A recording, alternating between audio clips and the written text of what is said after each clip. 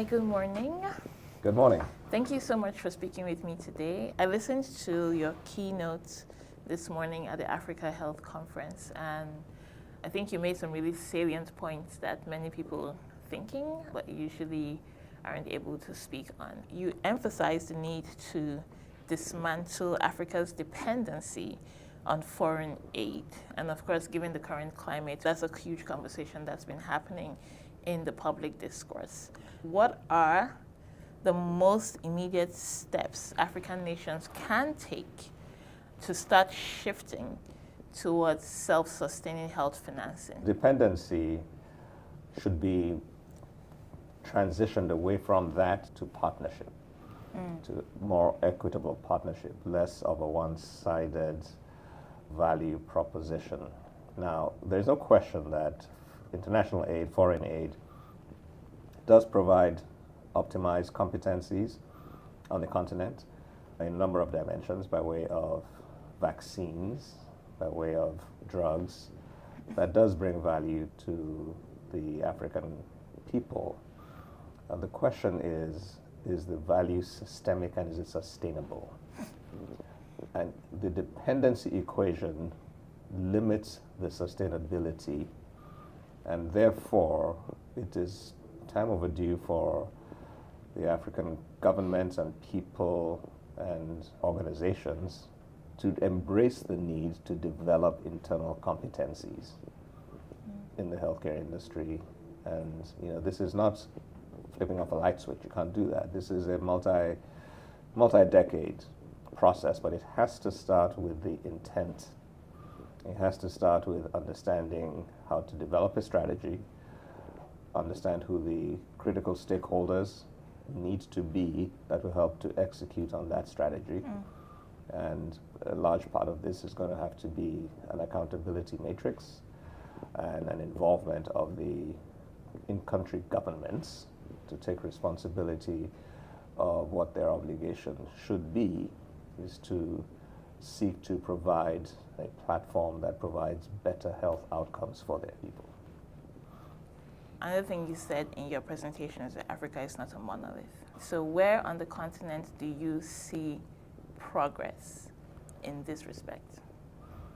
Progress means a little better, okay? I like to look at progress in the dimensions of impact in a systemic manner. I would say that South Africa, Egypt, Kenya, Rwanda, and I've mentioned different sizes of countries. Of course, Rwanda is small. Egypt is not so small. But, the larger countries like Nigeria, recently with the current administrative leadership in the health ministries, very intentional in seeking to move the needle. But these changes take time. There needs to be an investment in consistency of strategy. What tends to sometimes happen is when a new government comes in, prioritizations may change, strategies may change, and therefore processes that were on the way to being impactful get disrupted. So when it comes to healthcare, the strategies for population health and improved health outcomes shouldn't necessarily be driven by different political ideations. Therefore, the technocrats in government, in the ministries of health, should be allowed to execute strategies if these strategies are well designed. It is more so the accountability of those strategies and the funding of those strategies that tends to be the hurdle. One of the things that you said that needs to be done is to incentivize the private sector to invest, to innovate. But a lot of the complaints that we have in private sector is that investing in healthcare is not, quote unquote, profitable. Is it a policy issue or is it a market condition situation? How do we solve the private sector investment concern when it comes to the Africa healthcare sector? So it's a policy issue, but it's also a regulatory issue. Now, the private sector is incentivized if there's a return on investment. Simple. Now, governments can incentivize business for the right reasons. Different types of tariffs, different types of exemptions for them to be able to feel comfortable by taking the risk, okay, whether it is foreign direct investment or whether it's local investment, for them to deploy capital and have enough time to see the rewards of their investments. If the environment into which they are brought in, if they come in, if the rules of the game change,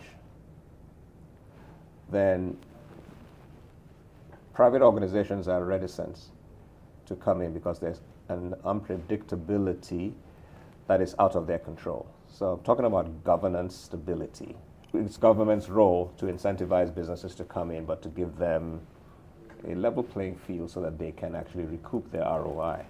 But if the rules keep on changing and regulations change, then you have a hard time incentivizing the private sector to get involved. Healthcare can be profitable. Healthcare is profitable in many parts of the world.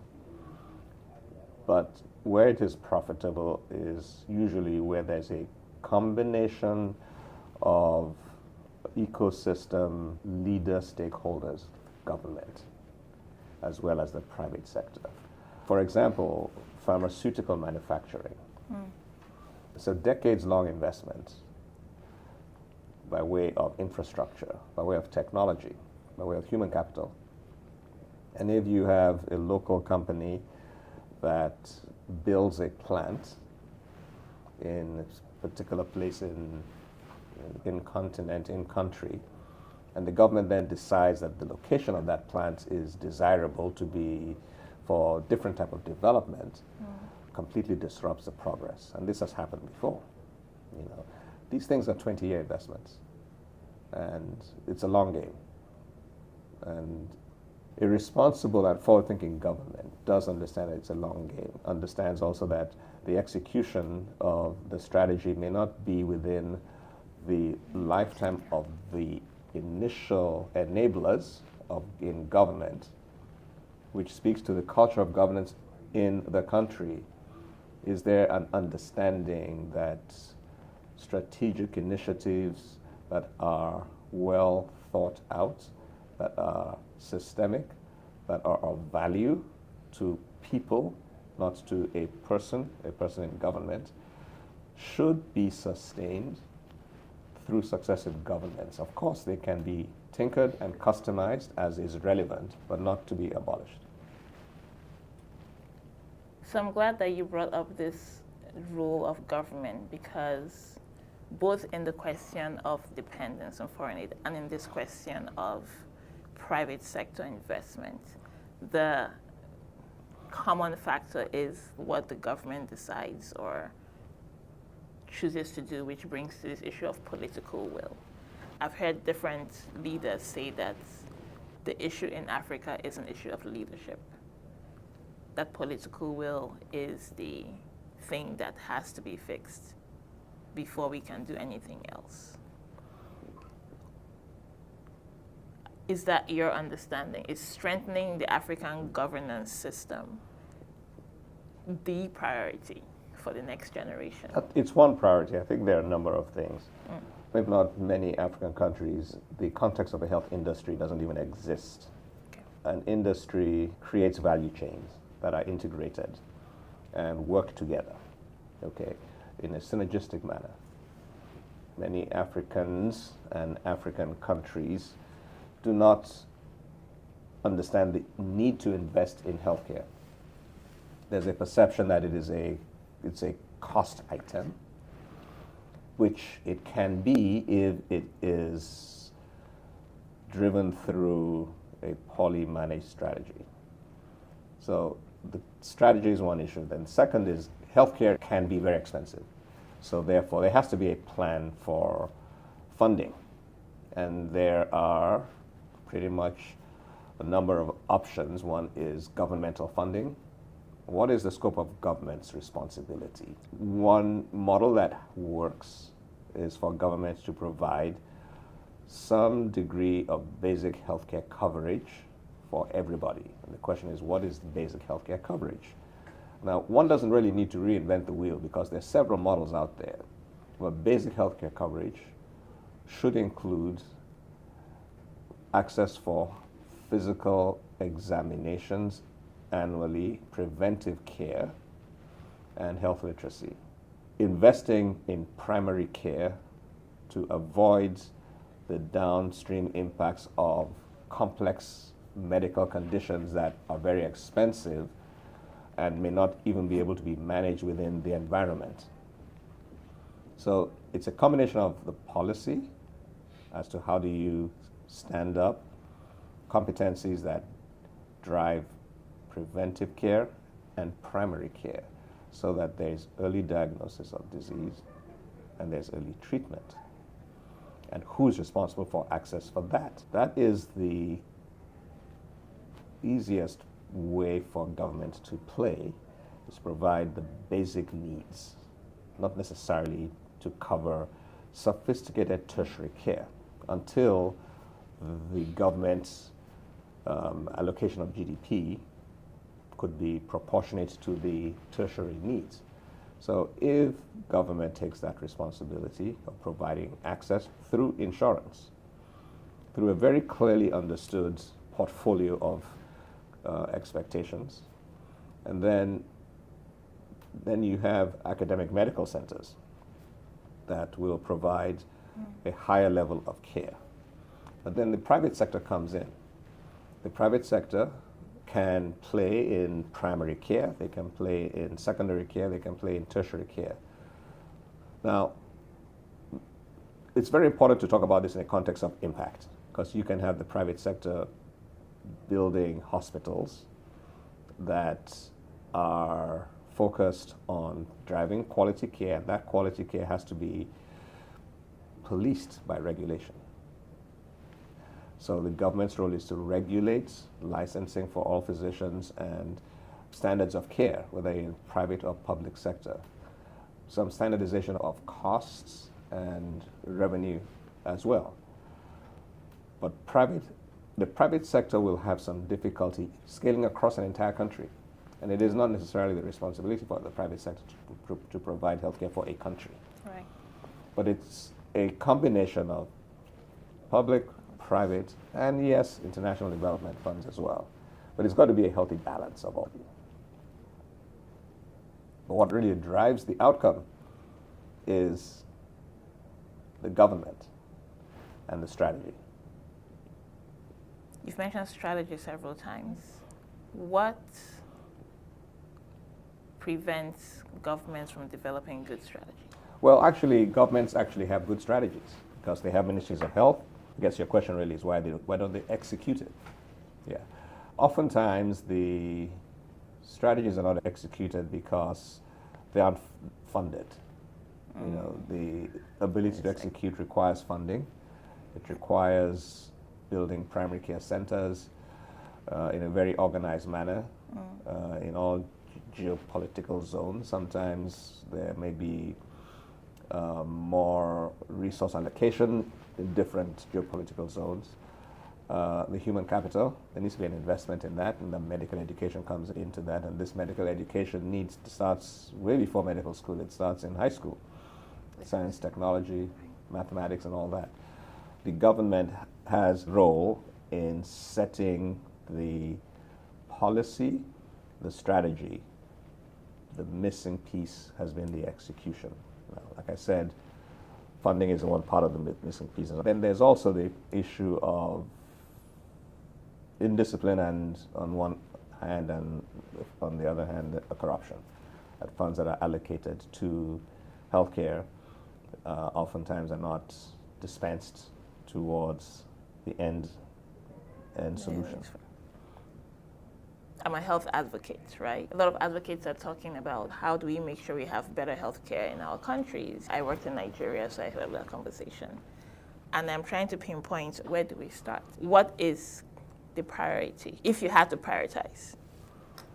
Well, the priority is when you say what should you do as an advocate, what you're seeking to get done is to get a more visible focus, national focus on primary health care. Okay, so let's start with that's what the goal is. It's right. And the question is, how do you get to that? And it's a multi-pronged potential approach. Advocacy alone may not work, but getting their attention, understanding who the decision makers are, both in the legislative branch of government and in the executive branch. So who are the leaders in the Ministry of Health? And who are the decision makers in regards to allocating capital? Okay. And develop strategies to get attention. And this takes a lot of social capital. And it is best done and easier done if there is an understanding of the value of the change you're seeking to bring. So articulation of the why, even though there is a social and moral obligation, there is, in my opinion, for a government to do the right thing by way of providing access to healthcare for most, if not all, its people. And when I say access, not unfettered access, for the basic healthcare needs. But understanding that there is a return on the investment if you develop health in community, health in society. It builds resiliency in communities. It builds more productive communities, more productive countries, and enables human capital to perform to the best of their ability. So articulating a business case, what is the return on investment? It's not just a line item expenditure. Now, the question is, who's going to articulate that? And I'm not suggesting that you as an individual advocate do all this, but you develop relationships and coalitions and draw on competencies of people that have insight into how do you, first of all, as an advocate, understand? How do you understand that a healthier country, a healthier community provides that multiplier effect within the community by simply being resilient, that it provides better economic advantage for that community? Mothers are not out of work because their children are sick. How do you quantify that? By financial modeling, and that's just one example. You get vaccinations and you don't get measles, you don't get infectious diseases. How do you quantify that? Now these models exist. So you have to have the narrative, then you have to have the messenger, and then you have to address the audience. And along the way, the audience is going to be the policy makers, the regulators, and the politicians. Thank you so much for that, because I think that articulation is something that a lot of advocates sort of struggle with, because we want so much things to change, but then it's always just like, oh, the government needs to do this. And I think that clarifying that ask is something that needs to be done. So we're at the conference here at Harvard on African health. And every conference I've been to that has to do with health in Africa, brain drain is an issue that always comes up. It's always a topic that comes up. When I was in Nigeria, we actually did a conference on brain gain. People coming back into the continent to give up their services. You've spoken about how remittances is a huge part of the work that gets done on the continent. My question is not whether brain drain is an issue, but again, what is the underlying thing that we need to solve to retain top talent? We feel like we're not retaining top talent. People are having to leave because of economic circumstances. What is the underlying issue? So let's talk about brain drain on the one hand, on the side of the equation, and then the opportunity for medical talent that has left. How can that drive value in their countries of origin? And implicit in what I've said is that people who have left their countries and gone elsewhere have empathy and some type of social responsibility to their country.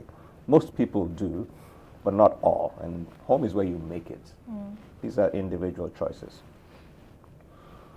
So the brain drain issue is one that occurs because professional medical people are seeking better opportunity, okay, for themselves as professionals, as physicians and nurses, as well as for their families. I would imagine that if those opportunities were available in their countries, the likelihood of massive exodus would not occur. Right.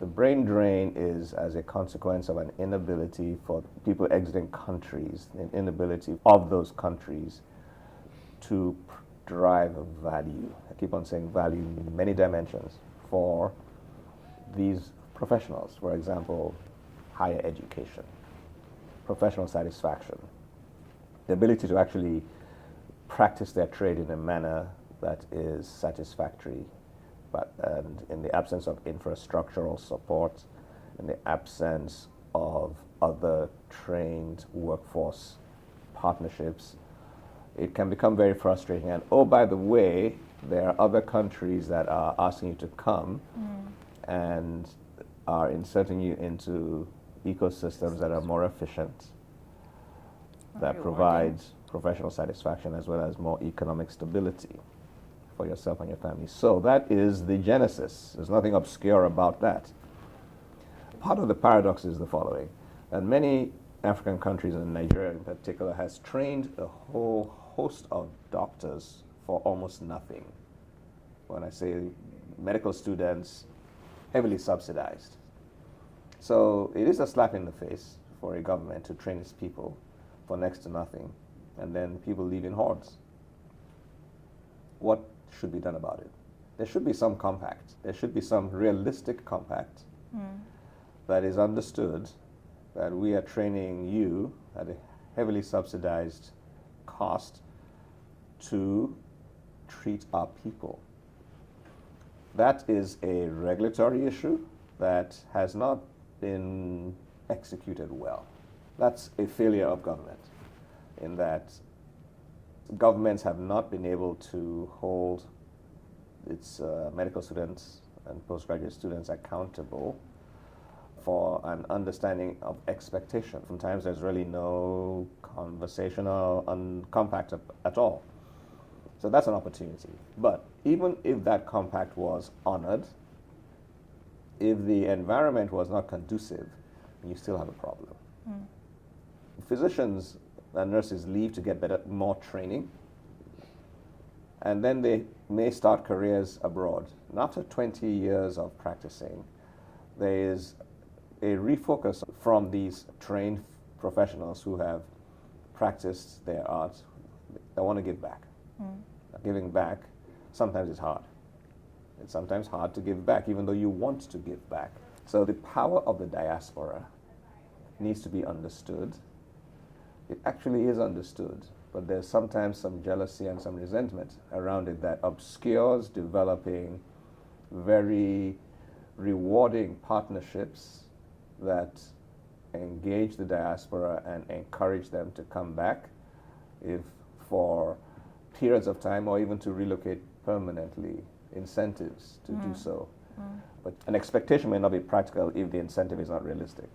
So if there are problems in regards to infrastructure, operating rooms, and fundamentals of electricity and water, then it's going to be difficult. So it's a recalibration of, first of all, the diaspora is a resource. And if an enabling environment is developed back home, the diaspora will engage in a meaningful manner. So we have a brain drain reversing itself to become a brain gain. Thank you. I'm interested in understanding how your medical education shaped your perspective when it comes to like health systems transformation, medical education in Nigeria. I had no context of healthcare administration when I was in Nigeria. I mean, my focus was clinical education, clinical excellence. I wanted to be a physician, a bedside doctor. At the time I was in Nigeria, I didn't really know what I wanted to specialize in. And the average medical student of my times did not really get exposed to health policy or health administration. of the health industry, the value chain. It includes health systems, hospitals, insurance companies, life science companies, and public health. While we had a strong exposure to public health, I didn't have any exposure to the business of medicine or the administration of healthcare. When I got to America, I did internal medicine, I did cardiovascular medicine, I did interventional cardiology. It is only when I went to business school that I learned about the fundamentals of industry agnostic, running a business, driving value for the consumer, understanding the ecosystem within which you exist, understanding the stakeholders, understanding the financing, understanding the policy, regulations, all that. Now, I say all that to say that in the generation behind me, there's more interest in people like yourself doing MPHs and MHAs and MBAs, which is very important because it's an industry and there are several businesses within it. Right. And they have to be run well. They have to be run efficiently. Otherwise, you're going to lose a lot of money. So do you think that those sort of skills should then be integrated into medical education? I think there should be some intersection. Okay. People are doing MD, MBAs now, but I think that medical students should be exposed to the business of medicine as part of their core curriculum, because doctors, in particular, drive the economic engine of the industry at large. What am I saying when I say that? A doctor writes a prescription, it has implications for the cost of drugs and the expense of drugs. And that's outside the provider space and not in the biopharma space. When doctors write an order to admit a patient to the hospital, there's a cost metric there, and the decision to discharge the patient encapsulates a length of stay in the hospital. The longer the length of stay, the more costly it is. So if people are not discharged when they need to be, you're now becoming a financial drain. You don't want to discharge people prematurely, because if they are still sick, they'll come back, and there are cost implications. Any test a doctor orders has a financial implication, an X-ray, CAT scan, an MRI. So the power of the doctor's pen is tremendous when it comes to the financial implications in the industry. Why is it that doctors are therefore not exposed to the fundamentals of finance and accounting? The physician is a significant enabler of waste or disciplined resource management. Physicians need to understand that they should be responsible custodians of the resources of the health industry. You mentioned, I think at the beginning of your talk, that the percentage of funding that goes into women's healthcare solutions is proportionally minimal compared to other types of funding. Why? Do we need to change the way we advocate for women? What I mentioned was a global phenomenon, in that the percentage of international funding, global health funding, into health solutions, less than 5% goes into women's health solutions. And your question is, why is that? It's a combination of things. One, it is cultural. Are a vulnerable demographic in that society at large has tended to subjugate the female gender. The decision makers around funding at that scale tend to be men, and tend to be Caucasian men. And there's always an implicit bias risk when you are dealing with a monolithic demographic making decisions. So that is the driving reason, and the absence of advocacy with rationale, with a business case. First of all, I don't believe that the awareness is there of the degree of disparity in funding. Right. The awareness is not there, and I'm sure that if decision makers were confronted with that, it will be a wake-up call. But there's been an insidious apathy around this and other types of issues that deal with health disparities. So the way we advocate for women needs to change? Absolutely. Okay. Yeah. And the advocacy for women should not be just by women. I think people need to be presented with the data. And then we ask ourselves, our cultures have perpetuated this unacceptable behavior.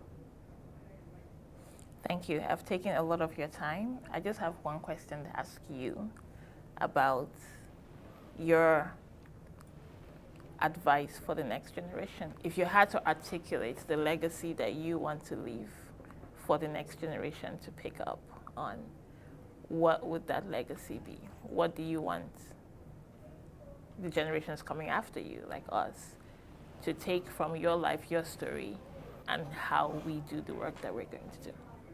You know, I've been asked this question a lot, what is my legacy? And my response is that I really don't think about my legacy. And people think that's unusual, but it is true.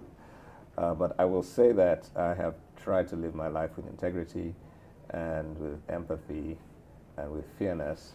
And as a physician, I don't know of any other profession that one can think of whereby every single day you wake up and you get dressed and you put on your white coat, your nurse's uniform, your scrubs, and you go to the clinic or the hospital, the operating room. I can't think of any other profession where every single day you go to work, you are making people feel better and live longer. The societal value that the healthcare workers drive is not quantifiable in monetary terms. Therefore, those that go into this vocation need to understand with much humility the privilege that they have to impact society at large. Therefore, those that come into this profession need to be the best they can be and seek to drive and optimize the ecosystems within which they work, because none of the health systems across the world are perfect. So we have an opportunity to do good and do well. What is the best advice your mother gave you? That's it. Or your father, your friend. That's a very interesting question. I'll take that off camera. You think? All right then. Dr. Aluko, thank you so much for speaking with me today. I really appreciate your candor. I appreciate your insights, and I look forward to engaging with you again in the future. I look forward to staying in touch. Thank you. Thank you.